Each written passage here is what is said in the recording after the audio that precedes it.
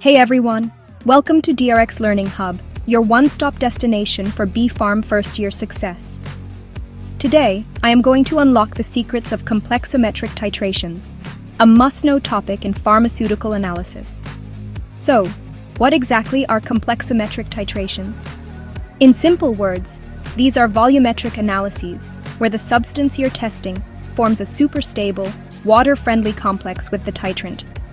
They're especially useful for detecting metal ions like calcium, magnesium, zinc, copper, and even lead in pharmaceutical samples. Let's break down the principle. The whole trick lies in forming a coordination complex. That is, a metal ion latches onto a special molecule called a ligand. The superstar ligand here is EDTA, or ethylene diamine tetraacetic acid. The general reaction looks like this. Metal ion plus EDTA gives you a nice tight M-EDTA complex.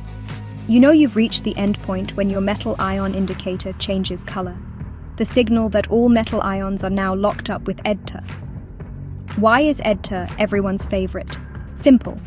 It forms one-to-one, rock-solid complexes with most metal ions, dissolves easily in water, gives clear and sharp endpoints, works across a wide pH range, and, if you pick the right buffer and indicator, it gets super selective. Now let's talk about the main types of EDTA titrations. First, the direct titration. Just add EDTA to your sample and let it do its magic.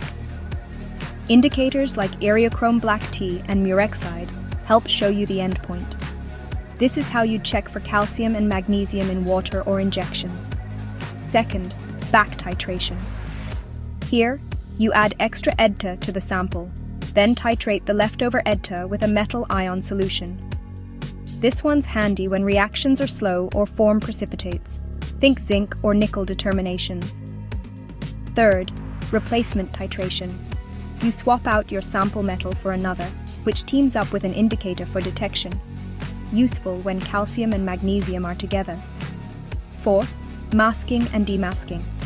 Masking stops unwanted metal ions from interfering by locking them up. Demasking brings them back when you need them.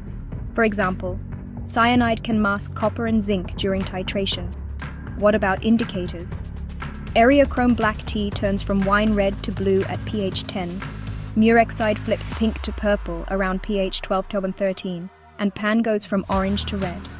These indicators form weak complexes and show a clear color change at the endpoint. Don't forget buffers.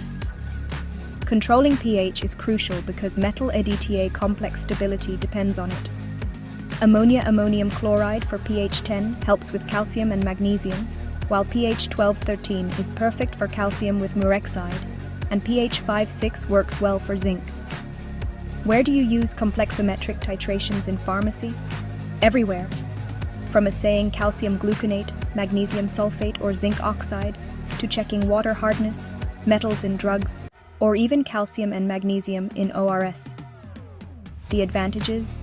Super accurate, selective, great for multivalent ions, and works with a variety of metals. But yes, there are limitations.